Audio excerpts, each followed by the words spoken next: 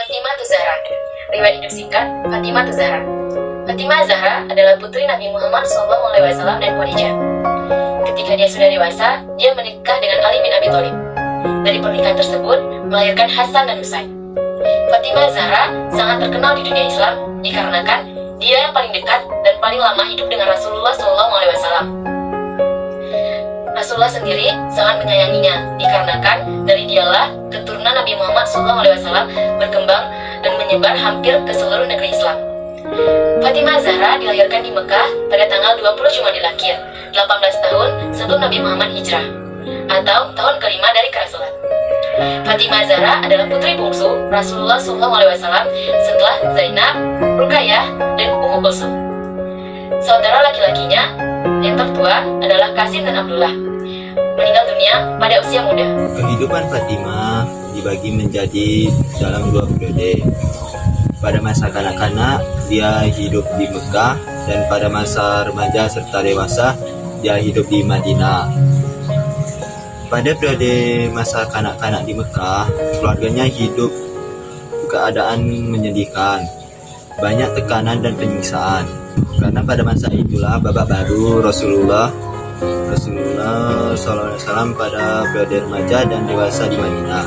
Sebagai putri pimpinan di kota Madinah, Fatimah tinggal di pusat kota yang paling berpengaruh.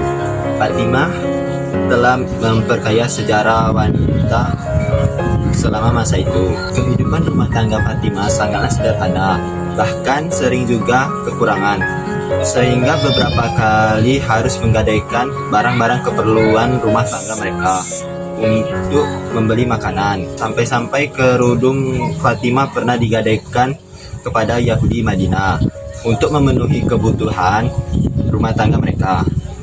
Namun demikian, mereka tetap saja bahagia, lestari sebagai suami istri sampai akhir hayat. Memang Nabi Muhammad SAW sangat sayang kepada Fatimah. Sewaktu Nabi Muhammad SAW sakit keras menjelang wafatnya, Fatimah tiada henti menangis. Nabi SAW memanggilnya dan berbisik kepadanya. Tangisannya pun bertambah. Kemudian Nabi Muhammad SAW berbisik lagi, dan ia pun tersenyum. Kemudian hal tersebut dipertanyakan kepada Fatimah. Dia menjawab bahwa dia menangis karena ayahnya memberitahukan kepadanya bahwa tak lama lagi ayahnya akan meninggal. Kemudian ia tersenyum karena seperti kata ayahnya, dialah orang yang pertama yang akan menjumpainya di akhirat nanti. Fatimah adalah seorang wanita yang agung, seorang ahli hukum Islam. Dari Fatimah inilah banyak diriwayatkan hadis-hadis Nabi Muhammad SAW. Dialah tokoh perempuan dalam bidang kemasyarakatan. Orangnya sangat sabar dan bersahaja, akhlaknya sangat mulia. Fatimah tidak hanya terlahir dari putri dari Rasulullah, namun ia juga merupakan salah satu orang kepercayaan Rasulullah pada masa itu. Fatimah Zahra memiliki kepribadian yang sabar dan penyayang karena ia tidak pernah melihat atau dilihat lelaki yang bukan mahramnya. Rasulullah seringkali menyebutkan nama Fatimah. Salah satunya adalah ketika Rasulullah pernah berkata, Fatimah merupakan bidadari yang menyerupai manusia. Demikian kisah Fatimah Zahra, seorang wanita yang sangat mendukung perjuangan ayah dan suaminya. Walaupun anak seorang yang sangat disegani, namun Fatimah tidak pernah sombong.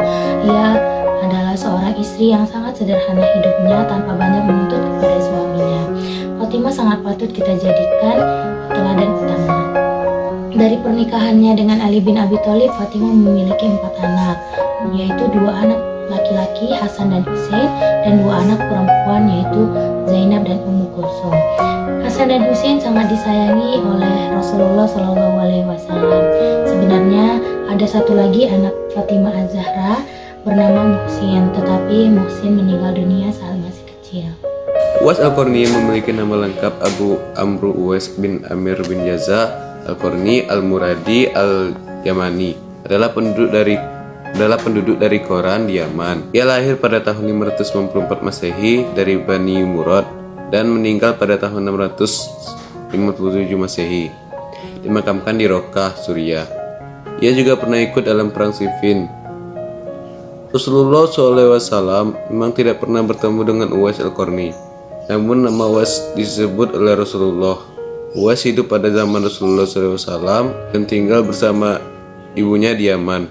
Setelah Rasulullah SAW wafat, Uwais baru bisa pergi ke Mekah mengantarkan ibunya melaksanakan ibadah haji. Nabi Muhammad SAW bercerita kepada Umar bin Khattab, apabila ia bisa memohonkan ampun kepada Allah Subhanahu wa Ta'ala untuk kalian, maka lakukanlah. Ketika Umar bin Khattab telah menjadi Amirul Mukminin, ia bertanya kepada jamaah haji dari Yaman di Baitullah. Ia bertanya, apakah di antara warga sekalian ada yang bernama Uwais? Mereka menjawab, ada. Lalu Umar bin Khattab kembali bertanya, bagaimana keadaannya saat kalian meninggalkannya? Lalu mereka kembali menjawab, kami meninggalkannya dalam keadaan miskin harta dan pakaiannya usang. Mendengar perkataan itu, Umar bin Khattab langsung berkata kepada mereka, maka celakalah kalian, karena Rasulullah pernah bercerita kepadaku bahwa jika ia bisa memohonkan ampun untuk kalian, maka lakukanlah. Dari saat itu, Umar bin Khattab selalu menanti-nanti kedatangan Uwais, sampai suatu ketika ia pergi bersama orang Yaman ke Baitullah untuk berhaji. Lalu ia bertanya untuk memastikan itu Uwais atau bukan. Umar bin Khattab bertanya kepada orang itu, siapakah namamu? Lalu orang itu menjawab, namaku Uwais. Umar pun melanjutkan pertanyaannya, dari Yaman daerah mana? Uwais menjawab, aku dari Kam. Lalu Umar bertanya lagi, dari kabilah mana? Uwais menjawab, aku dari kabilah Murad. Lalu Umar bertanya lagi, bagaimana ayahmu? Uwais menjawab, ayahku sudah meninggal, aku hidup bersama dengan ibuku, jawabnya. Lalu Umar melanjutkan, bagaimana keadaan ibumu bersama denganmu? Uwais menjawab, saya harap saya bisa berbakti kepadanya.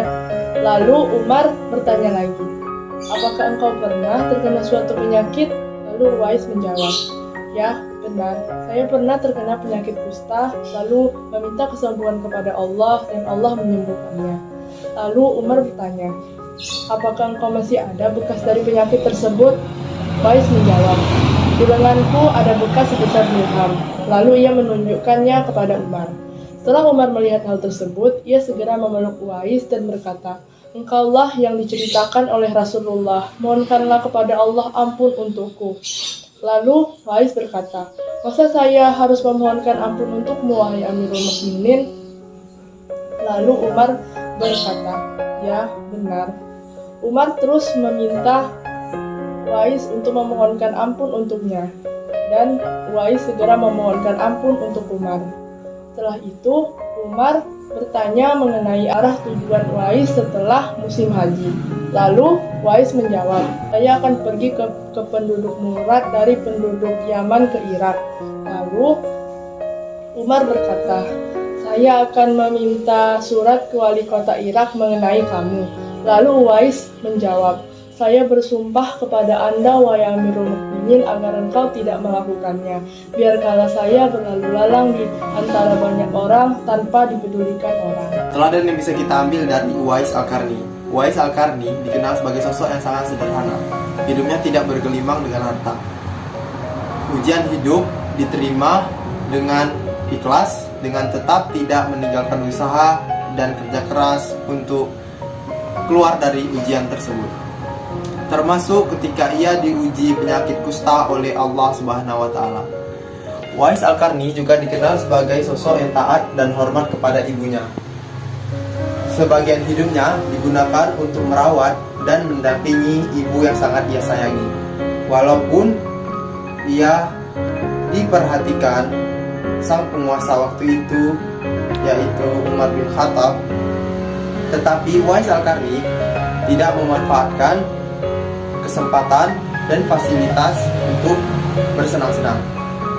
Justru Uwais Al-Qarni tidak ingin diperlakukan istimewa. Justru sebaliknya, Uwais Al-Qarni ingin diperlakukan seperti rakyat yang lain.